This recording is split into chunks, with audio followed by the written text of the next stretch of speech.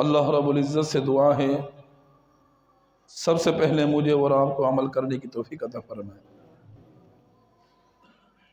سب سے پہلے نمبر پہ بخاری شریف کی جو حدیث آپ احباب کے سامنے تلاوت کی ہے، رسول اللہ صلی اللہ علیہ وسلم فرما رہے ہیں یظلہم اللہ فی ظلہ یوم لا ظل الا ظلہ الامام العادل۔ کل قیامت کا دن ہوگا، چٹیل میدان، زمین آگ سے تپ رہی ہوگی اور کوئی چھت نہیں ہوگی، کوئی سایہ نہیں ہوگا۔ ایسا ہولناک منظر رسول اللہ صلی اللہ علیہ وسلم نے فرمایا کہ بعض لوگ ایسے ہوگے جو اپنے عملوں کے مطابق اپنے پسینے میں ڈوب رہے ہوگے، غوطے کھا رہے ہوگے۔ بعض لوگ ایسے ہوگے جن کا پسینہ ان کے عمل کے مطابق ان کے گھٹنوں کے برابر ہوگا، اور بعض لوگ ایسے ہوگے کہ جن کا پسینہ ٹخنوں کے برابر ہوگا۔ جیسے عمل ہوگے اتنا ہی اپنے پسینے میں ڈوب رہا ہوگا۔ ایسا ہولناک منظر ہوگا قیامت کے دن۔ اور رسول اللہ صلی اللہ علیہ وسلم نے فرمایا کہ بعض ایسے بھی لوگ ہوگے کہ جن کا پسینہ ان کی کک تک ہوگا، اور ایسے بھی لوگ ہوگے اللہ کے نبی نے فرمایا کہ اتنا پسینہ ہوگا ان کے عملوں کی بدعملیوں کے مطابق کہ 70 ہاتھ جتنا اتنے اس میں ڈوب رہے ہوگے پسینہ۔ یہ صحیح حدیث میں آپ کے سامنے تلاوت ہے۔ اپنے عملوں کی مطابق جتنی بدعملیاں دنیا میں رہ کر کی ہوگی، ان بدعملیوں کی وجہ سے اپنے ہی پسینے میں ڈوب رہے ہوگے۔ کیسا ہولناک منظر، اتنا سخت منظر، اور وہ دن پتہ کتنا بڑا ہوگا؟ 50,000 سال کے برابر ایک دن، ایک دن بہت مشکل ہوگا کاٹنا۔ لیکن اللہ کے رسول صلی اللہ علیہ وسلم نے فرمایا کہ 7 قسم کے لوگ ایسے ہیں جو اس دن اللہ کے عرش کے سائے کے نیچے ہو، جب کوئی سایہ نہیں ہوگا۔ یظلہم اللہ، اللہ سایہ کرے گا فی ظلہ، اپنے سائے میں سے، لا یظل، اس دن کوئی سایہ نہیں ہوگا، صرف اللہ کا عرش کا سایہ۔ وہ 7 قسم کے خوش نصیب کیسے لوگ ہوں گے جن کو اللہ بلا کر اپنے عرش کے سائے کے نیچے کھڑا کر دے گا۔ اتنا بڑا دن گزارنا مشکل، حساب و کتاب سخت، اپنے ہی پسینے میں شرابور ڈوب رہے ہیں، غوطے کھا رہے ہیں، لیکن ہر شخص پریشان نظر آ رہا ہے۔ ہر شخص یہی چاہے گا کہ میرا حساب جلدی ہو جائے، میرا حساب جلدی ہو جائے، میرا نمبر آ جائے، چاہے جہنم میں ڈال چاہے جنت میں ڈال، میرا نمبر لگ جائے۔ یہ برداشت نہیں ہوتی اتنی تپش۔ لیکن خوش نصیب ہے جن کو اللہ حکم دے گا اپنے فرشتے کو، جاؤ یہ 7 قسم کے لوگوں کو بلا کر لے آؤ میرے عرش کے سائے کے نیچے رکھا۔ کتنے خوش نصیب ہو۔ مثال کے طور پر خوشی کا اندازہ آپ یہیں بیٹھے بیٹھے لگا سکتے۔ اگر آپ کوئی شخص جہانیہ، خاص طور پر سرکاری دفتر جو ہوتے ہیں، یہ جو نادرہ کے دفتر، شناختی کارڈ بنانے کے لیے اگر کھڑا ہونا پڑے تو پھر پتہ لگتا ہے لائن سے، کبھی تو 2 دن تک واری نہیں آتی۔ اگر کوئی شخص جاتے ہی کسی کا کوئی جان پہچان کا اندر دفتر کے اندر کام کر رہا ہے، اس کی باری آنی ہے 3 گھنٹے بعد، اگر جان پہچان کے کہتے یار وہ بھائی پیچھے جو ساتھی کھڑا ہے اس کو بلا کر لیا، اور اس کا جو 3 گھنٹے کا کام تھا 2 منٹ میں ہو جائے، کتنی خوشی ہوتی کہ 3 گھنٹے گرمی میں کھڑا ہونا آسان نہیں ہے، اور جس کا کام 2 منٹ میں ہو گیا، گرمی میں کھڑا نہیں ہونا پڑا، جان پہچان کے ساتھی نے بلایا، کام کروا دیا، چل جا بھائی، کتنا خوش ہوتا ہے۔ لوگوں کو بتاؤ یار میرا جان پہچان کے اندر ہے، اس نے کام کروا دیا، اور کل قیامت کے دن اللہ خود بلا کر کہے گا اس میرے بندے کو بلا کر میرے سائے کے نیچے کھڑا کر دو، کتنا خوش نصیب ہوگا، کیا خوشی ہوگی اس شخص کی، کتنا خوش نصیب لوگ۔ الامام العادل، پہلے نمبر پہ اللہ کے نبی نے فرمایا عادل حکمران، عدل و انصاف کے ساتھ فیصلہ کرنے والا شخص۔ اب یہاں جتنے ساتھی بیٹھے ہیں یہ سارے اپنے گھروں کے حکمران، یہ سارے حاکم ہیں۔ امام بخاری رحمہ اللہ اس حدیث کو لے کر آئے ہیں اور یہ بتلانا چاہتے ہیں کلکم راعٍ وکلکم مسئول عن رعیتہ، ہر شخص اپنے گھر کا نگران ہے اور ہر شخص سے سوال کیا جائے گا اس کی اولاد کے بارے میں۔ ہر چودھری اپنے پنڈ کا ڈیرا ہے، اس سے اپنے پنڈ کے بارے میں پوچھا جائے گا، بتا کوئی پنڈ کے اندر کوئی مسئلہ بنا ہے، شہر کے اندر کوئی مسئلہ بنا ہے، تو MNA ہے، تو چودھری ہے، تیرے پاس فیصلہ لایا گیا، تو SHO ہے، تو تھانے کے بڑا صدر ہے، تیرے پاس 2 ساتھیوں کا فیصلہ لایا گیا، کیا تو نے عادل حکمران عدل کے ساتھ فیصلہ کیا ہے یا نہیں کیا؟ اب ہر شخص اپنے گھر کا حاکم ہے، ہر بڑا شخص باپ ہے، اپنے گھر کا سربراہ ہے، وہ حاکم ہے، اسے چاہیے کہ اپنے گھر کے اندر کوئی معاملہ لڑائی جھگڑا پیش آ جائے تو انصاف کے ساتھ فیصلہ کرے گا۔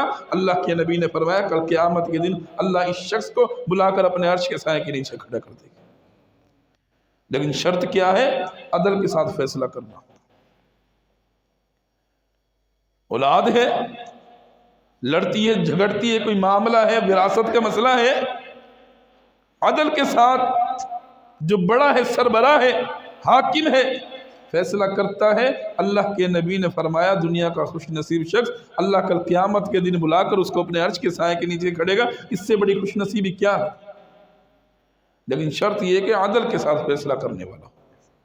الامام العادل، عادل حکمران۔ اللہ پوچھے گا سوال تم سے کل قیامت کے دن، بتا میں نے تیرے پاس 2 بیٹے تھے، تجھے 2 بیٹے دیے، 2 بیٹیاں دی، بیوی دی، تیرے گھر میں تھے، کیا تو نے ان کے درمیان انصاف کے ساتھ فیصلہ کیا، عدل و انصاف کے ساتھ وراثت تقسیم کی؟ اور بیٹوں کو تو حق دے ہی دیتے ہیں، بیٹیوں کا حق ہم مارتے ہیں۔ آج ہمارے معاشرے میں سب سے زیادہ بدترین کام یہ ہو رہا ہے کہ بیٹوں کو ہم حق دیتے ہیں، بیٹیوں کا حق مارتے ہیں وراثت میں۔ ہندوؤں کی رسمیں ہم اپنے گھروں میں لے آئے، ان کو کیا کرتے؟ جہیز دے دیتے ہیں، بھئی چل بھئی تیرا کام ختم ہے، اب وراثت کا نہیں تجھے دے تو دیا نہیں میرے پیارے، وہ تحفہ اگر تم نے دیا ہے اپنی خوشی سے دے دیا، ٹھیک ہے، اس سے وراثت کا کوئی تعلق نہیں ہے۔ اگر نا انصافی کے ساتھ فیصلہ کرو گے، بیٹی کا حق مار کر بیٹے کو دیتے ہو، کل قیامت کے دن وہی بیٹی تمہارا گریبان پکڑے گی۔ اگر وہ نہیں پکڑے گی تو اللہ تو دیکھ رہا ہے نا، اللہ نے تو انصاف دلوانا ہے نا۔ آج انصاف کے ساتھ فیصلہ نہیں کرو گے، کل قیامت کے دن اللہ تو فیصلہ کرے گا تمہارے بارے میں۔ ایسے ہی نہیں اتنی بڑی فضیلت رکھی اس شخص کے لیے، الامام العادل، عادل حکمران، عادل شخص، عدل کے ساتھ فیصلہ کرنے والا، کل قیامت کے دن اللہ بلا کر اس کو اپنے عرش کے سائے کے نیچے کھڑے کرے گے، کتنا خوش نصیب ہوگا یہ شخص۔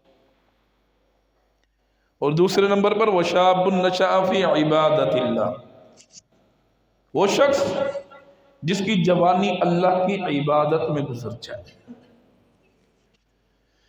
کتنا بڑا خوش نصیب شخص ہے وہ کہ جس نے اپنی جوانی اللہ کی عبادت میں گزار دی۔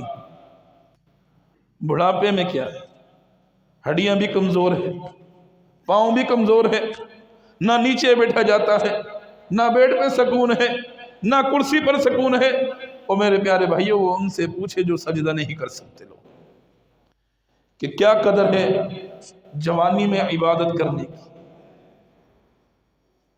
کسی شاعر نے کیا خوب کہا ہے، در جوانی توبہ کردن شہوہ پیغمبری، گرگ ظالم وقت پیری میشود پرہیزگار۔ در جوانی توبہ کردن شہوہ پیغمبری، جوانی میں عبادت کرنا تو پیغمبروں کا شہوہ ہے۔ گرگ ظالم وقت پیری میشود پرہیزگار، بڑھاپے میں آ کے تو جو خون خار بھیڑیے جو شیروں کا شکار کرنے والے تھے وہ بھی کمزور پڑ جاتے، وہ بھی شریف ہو جاتے۔ عبادت کا مزہ ہے تو جوانی میں۔ اور آج ہماری نوجوان نسلیں، آج ہم اپنا محاسبہ کریں، ہم نے اپنی جوانیاں کیسے گزاری؟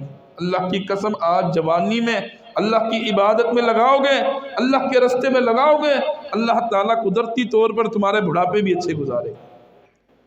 اگر اپنی جوانیوں کے ان رنگ رنگینیوں میں، غلط محفلوں میں، بازاروں میں، پھرنے میں گزار دو گے تو بڑھاپے میں بھی بدسکونی ہوگی، بڑھاپے میں ہمیشہ پچھتاوا رہے گا کہ کاش کہ ہم عبادت کر لیتے جوانی۔ اب یہ موقع ہے نوجوان نسلوں کے لیے، کیونکہ ابھی آپ کے سامنے کتنی بڑی راتیں ہیں، کتنی چھوٹے چھوٹے دن اور راتیں کتنی لمبی ہیں۔ راتوں کو اٹھیے، عبادت کیجیے، سو سو کر تھکتا ہے، کبھی موبائل چلا کر تو نہیں تھکتا۔ وَشَابٌ نَشَأَ فِي عِبَادَةِ اللَّهِ، جس کی جوانی اللہ کے راستے میں، جس کی جوانی اللہ کی عبادت میں گزر جائے، اللہ کے نبی نے فرمایا کل قیامت کے دن اللہ رب العزت سے بلا کر اپنے عرش کے سائے کے نیچے کھڑا کرے گا۔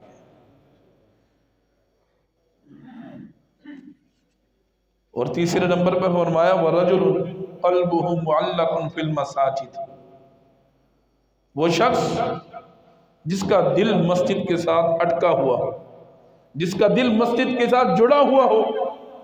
وَرَجُلٌ قَلْبُهُ، وہ شخص جس کا دل مُعَلَّقٌ فِي الْمَسَاجِدِ، مسجد کے ساتھ اٹک جائے۔ آج ہم اپنا محاسبہ کریں، ہمارا کتنا دل مسجد کے ساتھ لگ رہا ہے؟ ہماری فجر کی نماز میں مسجد ویران ہے، ہماری ظہر کی نماز میں مسجد ویران ہے، ہماری مغرب عشاء کی نماز میں مسجد ویران ہے، اور جو بدترین جگہ بازار جس کو اللہ کے نبی نے دنیا کا سب سے بدترین جگہ قرار دیا گیا ہے، آج وہ بھرے ہوئے بازار۔ آج ہماری خواتین بازاروں میں جانا جائز ہو گئی، لیکن مسجدوں میں جانا حرام کے فتوے دے رہا ہے۔ نا فتنوں کا دور ہے، مسجد میں کیا کرے؟ اور بازاروں میں سارا دن پھر سکتی ہے ہماری خواتین، مسجد میں آنا ہم حرام کے فتوے دے رہے ہیں۔ کتنے لوگ ہیں کہتے ہیں کہ عورتوں کو مسجد میں جانا جائز نہیں ہے؟ نہیں میرے پیارے بھائی، وَرَجُلٌ قَلْبُهُ مُعَلَّقٌ فِي الْمَسَاجِدِ، مسجد میں اٹکنا، مسجد کے ساتھ جڑنا، نمازیں پڑھنا، پانچوں وقت کی پابندی کے ساتھ، جماعت کے ساتھ بہت بڑی فضیلت ہے۔ کل قیامت کے دن سب سے پہلا سوال کس کا کیا جائے گا انسان سے؟ نماز کا۔ اللہ کے نبی نے فرمایا إِنَّ أَوَّلَ مَا يُحَاسَبُ بِهِ الْعَبْدُ يَوْمَ الْقِيَامَةِ بِالصَّلَاةِ، کل قیامت کا دن ہوگا، سب سے پہلا سوال اللہ پوچھے گا، کون سا پوچھے گا؟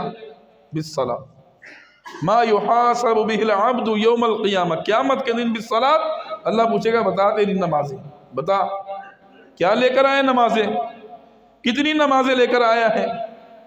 وَإِن صَلُحَتْ صَلُحَ سَائِرُ عَمَلِهِ، اللہ کے نبی نے فرمایا اگر اس کی نمازیں درست ہیں، نمازیں مکمل ہیں، نام اعمال میں نماز سنت کے مطابق پڑھتا رہا ہے، جیسا رسول اللہ صلی اللہ علیہ وسلم کی نماز تھی اس کے مطابق نمازیں پڑھتا رہا ہے، اور نمازیں پوری ہے، اپنی زندگی میں کبھی نمازیں نہیں چھوڑی، صالح سائر عملیوں، خوش نصیب ہے وہ لوگ۔ اللہ کے نبی نے فرمایا اللہ باقی اعمال بھی اس کی درست کر دے گا۔ صالح سائر عملیہ، اللہ باقی عمل بھی اس کی درست کر دے گا اس نماز کی وجہ سے۔ وَإِن فَسَدَتْ فَسُدَ سَائِرُ عَمَلِهِ، اللہ کے نبی نے فرمایا اگر نمازیں درست نہیں، نمازوں میں پھنس گیا، پہلے سوال میں ہی پھنس گیا، نمازیں ہے ہی نہیں، بس دل چاہا پڑھ لی، دل چاہا نہیں پڑھی، کبھی مغرب پڑھ لی، کبھی عشاء پڑھ لی، کبھی فجر نہیں پڑھی، کبھی ظہر پڑھ لی، دل چاہا پڑھ لی، سالوں سال گزر کے کبھی نماز نہیں پڑھی۔ وَإِنْ فَاسَدَتْ، نمازیں خراب ہے، نمازیں درست نہیں ہے، اگر پڑھی بھی ہے لیکن سنت کے مطابق نہیں پڑھی، نام اعمال میں کوئی نماز نہیں ہے۔ وَإِنْ فَاسَدَتْ فَاسُودَ سَائِرُ عَمَلِهِ، اگر نمازوں میں پکڑا گیا اللہ باقی اعمال بھی اس کے خراب کر دے گا۔ یہ میں نہیں کہہ رہا، یہ حدیث کہہ رہی ہے رسول اللہ صلی اللہ علیہ وسلم کی۔ فَاسُودَ سَائِرُ عَمَلِهِ، اللہ باقی اعمال بھی اس کے خراب کر دے گا۔ اول چیز نماز ہے۔ وَرَجُلٌ قَلْبُهُ مُعَلَّقٌ فِي الْمَسَاجِدِ، جس کا دل مسجد کے ساتھ لگ جائے۔ دل لگنے سے مراد یہ ہے کہ اگر فجر پڑھی ہے، فجر کے بعد ظہر تک دل میں یہ طلب رہے، یہ خواہش رہے کہ جلدی وقت آئے ظہر کا، میں نماز ظہر کی پڑھوں۔ اب ظہر پڑھ لی ہے، دل میں یہ خواہش رہے کہ جلدی عصر کا وقت آئے، میں نے عصر پڑھ دی۔ عصر پڑھنے کے بعد مغرب کی طلب رہے، مغرب پڑھنے کے بعد عشاء کی طلب رہے، عشاء پڑھنے کے بعد رات بھر جاگے بے چین رہے کہیں میری فجر کی نماز نہ رہ جائے، یہ طلب رہے۔ وَرَجُلٌ قَلْبُهُ مُعَلَّقٌ فِي الْمَسَاجِدِ، لٹکنا یہ ہوتا ہے کہ مسجد کے ساتھ جڑ جائے، کہ ہر وقت نماز کی فکر رہے۔ اللہ کے نبی نے فرمایا یہ شخص بھی کل قیامت کے دن اللہ اپنے فرشتوں کو حکم دے گا، جاؤ فلاں شخص کو زید، عبداللہ، ابو بکر، فلاں فلاں نام لے کر پکارے گا کہ فلاں فلاں کے نام پکار کر لے کر آؤ، یہ مسجد میں آ کر نمازیں پڑھتا رہا ہے، اس کو بلا کر لے کر آؤ اور میرے عرش کے سائے کے نیچے کھڑا کر دو۔ یہ وہ دن کی بات ہو رہی ہے جس دن کوئی سایہ نہیں ہوگا، جس دن ایک ایک نیکی کے لیے لوگ ترستے رہے ہوں گے۔ اولاد اپنے ماں باپ کو کہے گی میرے ماں باپ سے، اے باپ مجھے ایک نیکی دے دے۔ ماں باپ جو دنیا کے اندر ہر طاقت سے لڑنے والے، اپنی اولاد کی خاطر اتنی محنت کرنے والے، وہ ماں کیا کہے گی، اللہ تو میری اولاد کو جہنم میں ڈال دے، مجھے بخش دے۔ ایک ایک نیکی کے لیے ترس رہے ہوگے، اس وقت تمہیں نیکی کی قدر معلوم ہوگی۔ اس لیے میرے پیارے بھائیوں، نماز کو معمولی مسئلہ مت سمجھیے، مسجد کے ساتھ جڑیے، مسجد کے ساتھ اپنا تعلق جوڑیے، نماز کی ذہن میں فکر رکھیے کہ میں نے نماز پڑھنی ہے، کل قیامت کے دن رب کے سامنے جواب دینا ہے۔ پہلے سوال کا جواب نہ آیا، باقی اعمال کو کیا ہم پاس ہوگے۔ اور یہ بھی آپ کو معلوم ہے کہ جو نماز نہیں پڑھتا اس کا کیا معاملہ ہے۔ اللہ کے نبی کی واضح حدیث ہے، من ترک الصلاۃ متعمدا فهو کافر۔ یہ میں نہیں کہہ رہا، اللہ کے نبی کی حدیث کہہ رہی ہے، من ترک الصلاۃ متعمدا۔ یہ 10 نمازوں کی بات نہیں ہو رہی، ایک نماز کی۔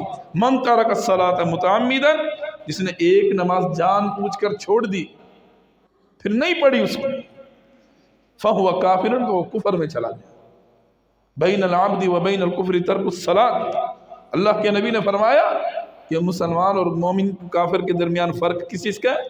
نماز کا۔ مسلمان نماز پڑھتا، کافر نماز نہیں پڑھتا۔ ایک نماز چھوڑ کر جان بوجھ کر وہ کفر میں چلا جاتا ہے۔ اس لیے میرے پیارے بھائیوں، کل قیامت کے دن پہلا سوال نماز کا کیا جائے گا۔ وَرَجُلٌ مُعَلَّقٌ قَلْبُهُ فِي الْمَسَاجِدِ، دل کا جڑنا مسجد کے ساتھ، نمازیں پڑھنا کل قیامت کے دن اللہ کے عرش کے سائے کے نیچے لے جائے گا۔ اور چوتھے نمبر پہ وَرَجُلَانِ تَحَابًا اجْتَمَعَا عَلَيْهِ وَتَفَرَّقَا عَلَيْهِ، دو لوگ، دو شخص آپس میں ایک دوسرے سے محبت کرنے والے۔ کیسی محبت؟ اجتماع علیہ وتفرق علیہ، اللہ کی رضا کے لیے آپس میں محبت کریں۔ وتفرق علیہ، اور اگر جدائی کا معاملہ بنے تو اللہ کی رضا موجود ہو، دنیاوی مطلب نہ ہو، دنیاوی غرض نہ ہو، اللہ کی رضا کے لیے آپس میں ایک دوسرے سے محبت کرے۔ اللہ کے نبی نے فرمایا کہ ان دونوں شخصوں کو کل قیامت کے دن اللہ اپنے عرش کے سائے کے نیچے جگہ دے گا۔ اور آج ہماری محبت کس طرح کی؟ دنیاوی غرض کے لیے، دنیاوی مطلب کے لیے۔ کبھی ہم نے اپنے مسلمان بھائی کو دعوت دی ہے نماز کی، قرآن پڑھنے کی؟ آ یار تبلیغ کرنے چلے، آ یار مسجد کی طرف چلے۔ ہاں دنیاوی مفاد ہو، دنیاوی مطلب ہو، کوئی دعوت شعوت کرنی ہو تو پھر تو سرتاج ہے میرا، جب مطلب پورا کام ختم نہیں، ایسی محبت نہیں، محبت اللہ کی رضا کے لیے، دین کے لیے ہے، دین کو بلانے کی طرف، دین کی طرف لے جانے کی طرف۔ وَرَجُلَانِ تَحَابَّتْ اجْتَمَعَ عَلَيْهِ، اگر وہ اکٹھے ہوتے ہیں اللہ کی رضا کے لیے، دین سیکھنے کے لیے، دین سکھانے کے لیے، وَتَفَرَّقَ عَلَيْهِ، اگر وہ جدائی ہوتی ہے تو اللہ کی رضا موجود ہو۔ شریعت کے کوئی خلاف کام کر رہا ہو آپ کا دوست، آپ کو کوئی ساتھی ہاں اس سے نفرت کی، پھر جدا ہونا پڑے وہ الگ چیز ہے، لیکن دنیاوی غرض نہ ہو۔ ان دو لوگوں کو بھی اللہ کے نبی نے فرمایا کل قیامت کے دن اللہ اپنے عرش کے سائے کے نیچے جگہ دے گا۔ اور 5ویں نمبر پہ فرمایا وَرَجُلٌ دَعَتْهُ امْرَأَةٌ ذَاتُ مَنْصَبٍ وَجَمَالٍ فَقَالَ إِنِّي أَخَافُ اللَّهَ، وہ شخص دَعَتْهُ امْرَأَةٌ کہ جس کو دعوت دے کوئی خوبصورت عورت، دعَتْهُ امْرَأَةٌ ذات منصب، منصب والی، وہ جمال اور خوبصورت حسین عورت ہے، کسی شخص کو دعوت دے رہی ہے برائی کی طرف، لیکن یہ شخص کیا کہتا ہے فقال انی اخاف اللہ، اس بدبخت بے حیا فحاش عورت کی دعوت کو ٹھکرا کر کیا کہتا ہے فقال انی اخاف اللہ، اے بدترین عورت میں اللہ سے ڈرتا ہوں، اللہ کی پناہ مانگتا ہوں تجھ سے۔ اور جب آپ ایسا کرو گے تو اللہ کل قیامت کے دن اللہ اپنے عرش کا سایہ نصیب عطا فرمائے گا۔ لیکن آج ہمارے معاشرے میں کون ہے ایسا شخص؟ صرف اوپر سے مومن نظر آتے ہیں، فحاشی بے حیائی ہمارے معاشرے میں عام ہو چکا۔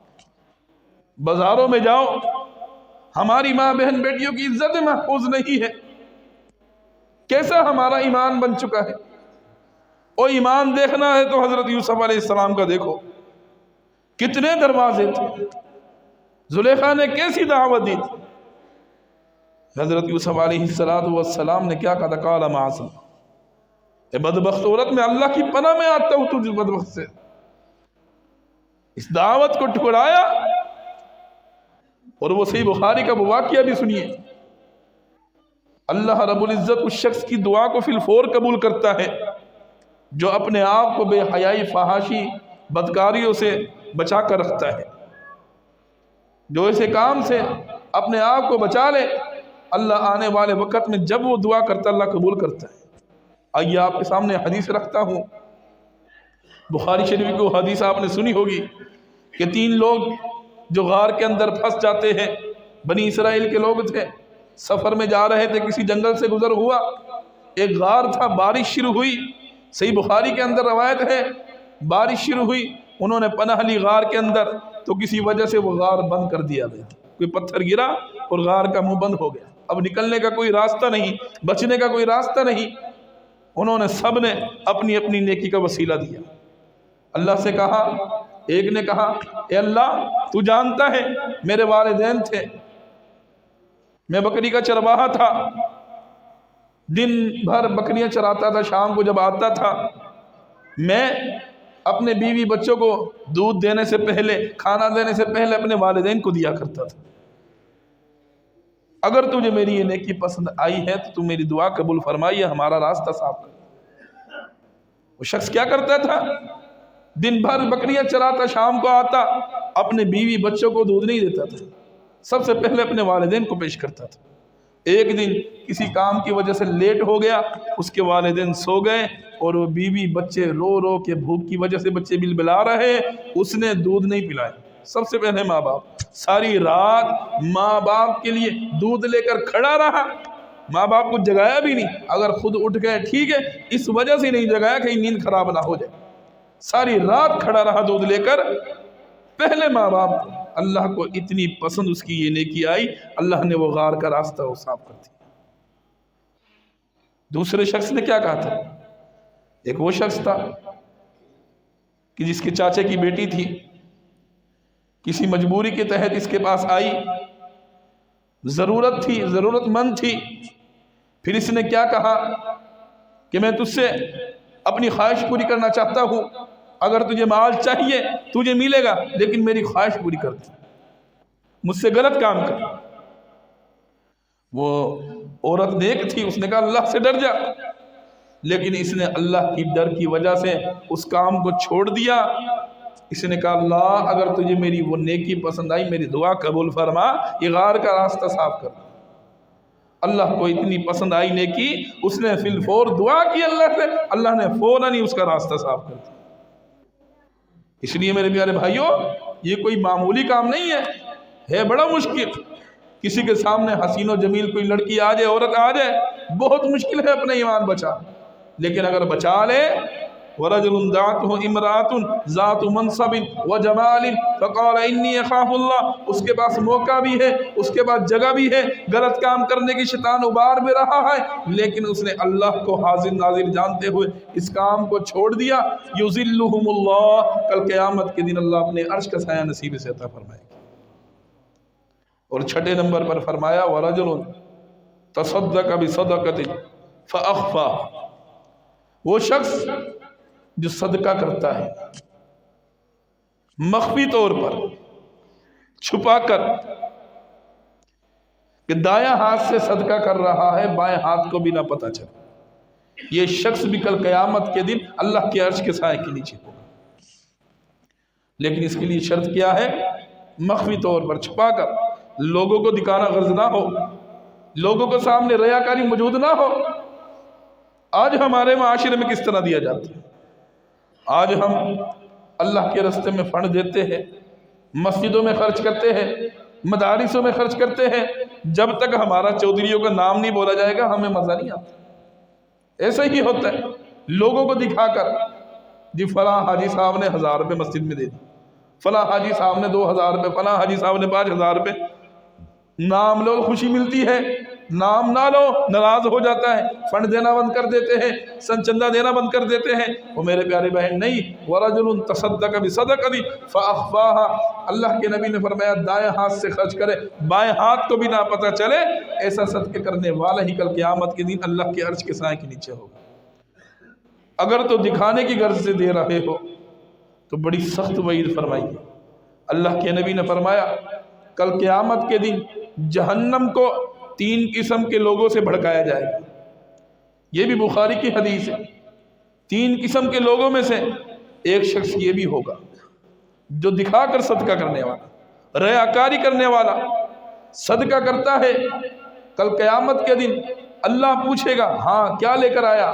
کہے گا اللہ تیرے راستے میں نے بڑا مال خرچ کیا، مسجدیں بنا دی، مدارس بنا دی، اور اسی طرح مسافر خانے بنائے، غرباء میں مال تقسیم کیا۔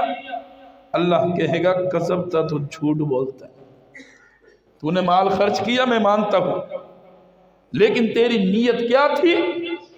لوگوں کے سامنے بلے بلے ہو جائے، لوگوں کے سامنے تیرا نام بلند ہو، لوگوں کو دکھانے کے لیے تو نے یہ خرچ کیا۔ اللہ کہے گا جا، اللہ فرشتوں کو حکم دے گا اسے منہ کے بل گھسیٹتے ہوئے لے جاؤ جہنم میں ڈال، جہنم کو بھڑکائے گا ایسے لوگوں سے۔ وَرَجُلٌ تَصَدَّقَ بِصَدَقَةٍ فَأَخْفَاهَا، صدقہ کرنا ہے مخفی طور پر کیجیے، کسی کو دکھانے کی غرض نہ ہو، ریاکاری موجود نہ ہو، اللہ کی رضا کے لیے خرچ کیے، تھوڑا کرے زیادہ کرے، رضا اللہ کی مقصود ہو۔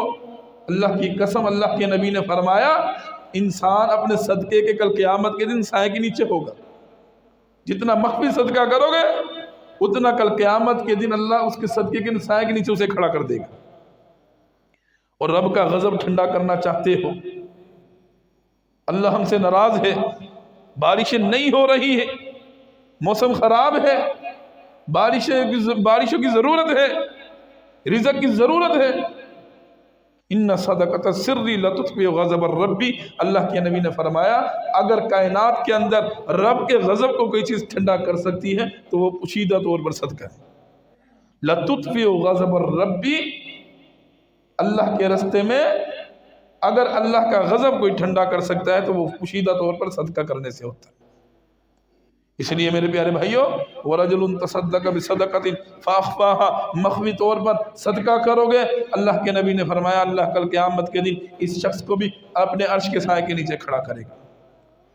اور آخر میں 7واں شخص، وَرَجُلٌ ذَكَرَ اللَّهَ خَالِيًا فَفَاضَتْ عَيْنَاهُ، وہ شخص جو ذکر اللہ، اللہ کا ذکر کرتا ہے، اذکار پڑھتا ہے،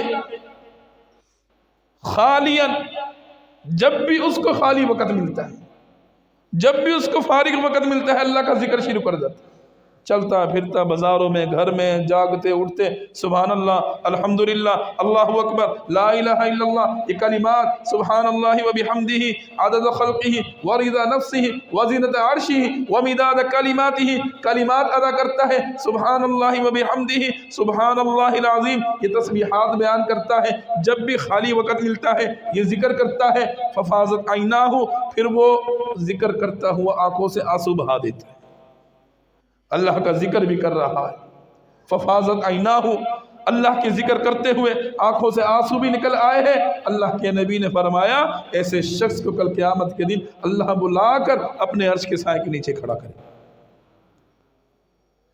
کتنے ذکر اللہ کے نبی نے بتلائے۔ صحیح بخاری کی آخری حدیث، اللہ کے نبی نے فرمایا کلمتانی حبیبتانی الی الرحمن ثقیلتانی فی المیزان خفیفتانی علی اللسان سبحان اللہ وبحمدہ سبحان اللہ العظیم۔ اللہ کے نبی نے فرمایا دو کلمے ایسے ہیں جو میزان میں رکھے جائے سب سے بھاری ہیں، انسان کے گناہوں کے رجسٹر دنیا بھر کے رکھ دیے جائے، صرف یہ دو کلمات اگر میزان پر، ترازو پر ایک کنڈے پر رکھ دیے جائے، دوسرے ترازو کے کنڈے پر ساری دنیا بھر کے گناہ رکھ دیے جائے تو یہ بھاری ہو۔ ثقیلتانی فی المیزان، میزان میں بھاری، خفیفتانی علی اللسان، اور زبان میں سب سے ہلکے ادا کرنے کے لیے۔ جو بزرگ کہتے ہیں ہمیں بڑی بڑی دعائیں یاد نہیں ہوتی، آئے یہ چھوٹی سی دعا یاد کر لیجئے، کل قیامت کے دن میزان میں بھاری ہوگے، الی الرحمن، اور رحمان کو سب سے زیادہ پسندیدہ محبوب ہے سبحان اللہ وبحمدہ سبحان اللہ العظیم۔ صرف یہ سبحان اللہ وبحمدہ سبحان اللہ العظیم، یہ کلمہ زبان سے پڑھتے رہے، کل قیامت کے دن ہوگا دنیا بھر کے رجسٹر گناہوں کے ترازو کے ایک پلڑے میں رکھے جائیں گے، اور دوسرے پلڑے میں یہ صرف سبحان اللہ وبحمدہ سبحان اللہ العظیم رکھے جائیں گے، یہ بھاری ہو جائے گا۔ اس لیے میرے پیارے بھائیو، چلتے پھرتے اللہ کا ذکر کیجئے، اللہ کے سامنے روئیے، اللہ کے سامنے گڑ گڑائیے، اپنے گناہوں کی معافی مانگیے۔ یہ 7 قسم کے لوگ ہیں، بڑے خوش نصیب ہیں، یذلھم اللہ، اللہ کے نبی نے فرمایا کل قیامت کا دن ہوگا، اللہ ان پر اپنے عرش کا سایہ نصیب عطا فرمائے گا۔ آخری اور دوسری بات جو میں کرنا چاہتا ہوں آپ کے سامنے، وہ یہ ہے، آپ کے سامنے ہی ہے، شاید کہ ہمیں دین سے دوری ہے، یا شوق نہیں ہے، یا جان پوچھ کر کرتے ہیں، اپنے ایمانداری سے اپنا محاسبہ کرتے ہوئے، کسی کو میں تنقید نہیں کر رہا، میں اور سب اس میں شامل۔ جب خطبہ شروع ہوا کتنے ساتھی مسجد میں بیٹھے، چند افراد، اب ماشاءاللہ کتنے افراد۔ پتہ ہے جمعے کا دن ہے، کتنا بابرکت دن ہے، کتنا مبارک دن ہے، تمام دنوں کا سردار ہے، خوشی کا عید کا دن ہے، بابرکت دن ہے، اور اسی دن قیامت آنی ہے، اور اس دن کے عبادتوں میں سے سب سے بڑی عبادت، سب سے اہمیت، سب سے فضیلت والی عبادت وہ خطبہ جمعہ ہے۔ جب ہم نے شروع سے خطبہ جمعہ نہیں سننا تو ہمیں کیا ادھر جمعے سے لے کر جائے، ہمیں کیا حاصل ہوگا۔ آئیے ایک حدیث سنا کر بات ختم کرتا ہوں۔ ابو داؤد کی حدیث ہے، حضرت اوس بن اوس رضی اللہ تعالیٰ عنہ حدیث کے راوی ہے۔ رسول اللہ صلی اللہ علیہ وسلم نے فرمایا من غسل یوم الجمعہ واغتسل۔ سنیے ذرا، کتنی پیاری حدیث، کتنا بڑا پیکج اللہ نے ہمارے لیے رکھا ہے۔ صرف یہ ایک 7 دن بعد ایک دن آتا ہے، اور صرف آدھا پونا گھنٹہ ہوتا ہے۔ اس آدھے پونے گھنٹے کے لیے کتنا بڑا اللہ نے ہمارے لیے پیکج دیا۔ من غسل یوم الجمعہ واغتسل، اللہ کے نبی نے فرمایا کہ جو شخص جمعے کے دن غسل کرتا ہے، واغتسل، اور اپنے گھر والے کو غسل کرواتا ہے، اپنے بیوی بچوں کو غسل کرواتا ہے، پھر خود بھی غسل کرتا ہے، وابتکر وبکر وابتکر، پھر وہ شروع میں اول وقت میں مسجد میں آتا ہے اور شروع سے خطبہ سنتا ہے، پورا خطبہ شروع سے، وَبَكَّرَ وَابْتَكَرَ وَمَشَى وَلَمْ يَرْكَبْ، اور وہ پیدل چل کر آتا ہے، وَلَمْ يَرْكَبْ، سوار ہو کر نہیں آتا، پیدل چل کر مسجد میں آ رہا ہے، قدم کو اٹھاتا ہوا، ہر قدم کو اٹھاتا ہوا مسجد میں آ رہا ہے، وَلَمْ يَرْكَبْ، سوار نہیں ہے، سواری پر نہیں بیٹھا، وَدَنَا مِنَ الْإِمَامِ، اور امام کے قریب ہو کر بیٹھتا ہے، فَاسْتَمَعَ وَلَمْ يَلْغُ، خاموشی سے، توجہ سے امام کا خطبہ سنتا ہے، 20 25 30 منٹ کا جو خطبہ ہوتا ہے وہ سنتا ہے، وَلَمْ يَلْغُ، کوئی لغو حرکت نہیں کرتا، کوئی اشارہ نہیں کرتا، کوئی باتیں نہیں کرتا، کوئی ایسی حرکت نہیں کرتا جس سے اس کے جمعے کا ثواب ختم ہو جائے۔ فرمایا كَانَ لَهُ بِكُلِّ خُطْوَةٍ، اس کے ہر ایک قدم کے بدلے عمل سنۃ اجر صیامها وقیامها، ہر ایک قدم کے بدلے، جتنے قدم چل کر وہ مسجد میں آیا ہے، دور سے ہے، قریب سے ہے، 10 قدم 20 قدم، کتنے خوش نصیب ہے، کتنا بڑا پیکج ہے۔ اللہ کے نبی نے فرمایا جتنے قدم چل کر وہ مسجد میں آیا ہے، اللہ کے نبی نے فرمایا اس کے ہر ایک قدم کے بدلے 1 سال کے قیام اور 1 سال کے روزے کا ثواب لکھ دیا جاتا ہے۔